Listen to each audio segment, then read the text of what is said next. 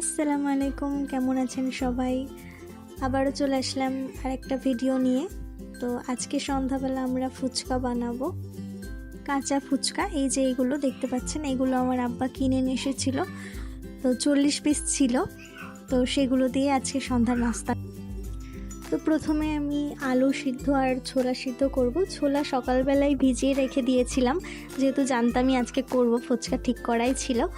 কেটে রাখা আলু আর ছোলাগুলোকে দিয়ে দিলাম প্রেসার কুকার বন্ধ করে সিদ্ধ করার জন্য। তো তারপর এই যে ফুচকাগুলোকে এখন আমি ভাজবো।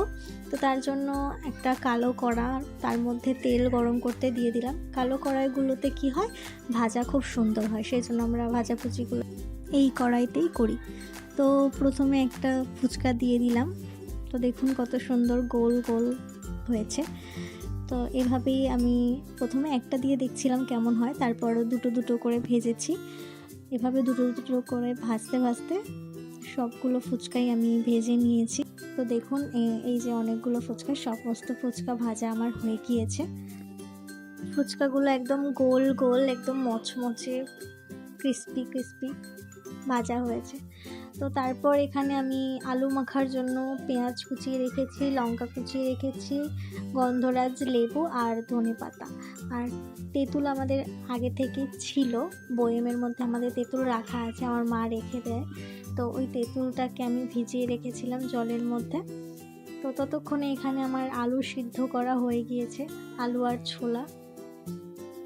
প্রথমে আলুগুলোকে আলাদা তুলে নিয়েছি, তারপর ছোলাগুলোকে ছেঁকে নিয়েছি। তারপরে আমার মাকে দিয়েছি আলুগুলোকে ম্যাশ করার জন্য।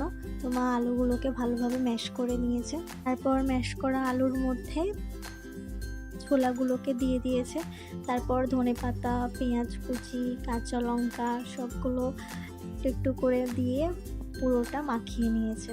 ভালোভাবে মাখানোর পর এখানে আমাকে বলল লবণ দিতে, ধনের গুঁড়ো, জিরের গুঁড়ো দিয়েছিলাম আর একটু লঙ্কার গুঁড়ো দিয়েছিলাম।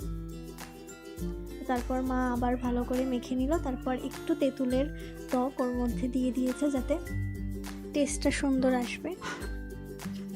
তো পুরোটা ভালোভাবে মাখানোর পরে এখানে আমাদের আলু মাখা রেডি। তারপর আমি তেঁতুলের টকটা বানিয়েছি। তো তেঁতুলের টকের ভিডিওটা করা হয়নি, এর মধ্যে আমি একটু গোলমরিচের গুঁড়ো দিয়েছি আর একটু লবণ, লেবু রস আর ওপর থেকে ধনেপাতা কুচি দিয়ে দিয়েছি। তো তারপর আমাদের তৈরি হয়ে গিয়েছে আলু মাখা। আর এদিকে ফুচকা, মা পুরগুলো ফুচকার মধ্যে দিয়ে দিয়েছে। ফুচকাগুলো সত্যি খুবই ক্রিস্পি ছিল। আর এই যে আমাদের তেঁতুলের টক আর ফুচকা, তারপর আমরা সবাই মিলে খেয়ে নিয়েছি।